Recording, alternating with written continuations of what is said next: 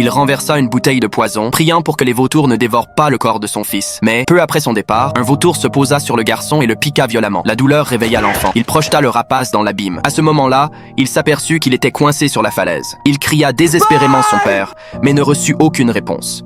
Alors il essaya d'escalader. Les parois étaient trop lisses. Il ne trouvait aucun appui. Il réussit seulement à s'agripper à une fente dans la roche. Tout son corps pendait le long de la paroi abrupte. À cet instant, le temps changea. Soudain, une pluie battante tomba. Les pierres devinrent extrêmement glissantes. Le garçon ne parvint plus à résister. Ses forces s'épuisaient peu à peu. À mesure que l'eau montait avec la pluie, il trouva le courage et sauta brusquement. Le lendemain, le garçon se réveilla au milieu de la boue. Il avait une grave blessure à la jambe et se trouvait seul au milieu de nulle part. Il se traîna difficilement jusqu'à une flaque pour s'hydrater. Après s'être reposé un peu, il retira ses chaussures, mais son pied était très enflé. Il le plaça entre deux pierres et le tordit violemment. Il chercha des branches pour immobiliser la cheville, improvisant une attelle. Ainsi, il marcha longuement malgré la douleur. Finalement, il atteignit le sommet de la falaise. Là, il vit sa propre pierre funéraire. Le jour où il était tombé dans l'abîme, toute sa tribu avait cru qu'il était mort. En découvrant que son père était parti, il s'effondra au sol, anéanti. Soudain, il entendit des hurlements de loups. Une meute s'approchait rapidement de lui.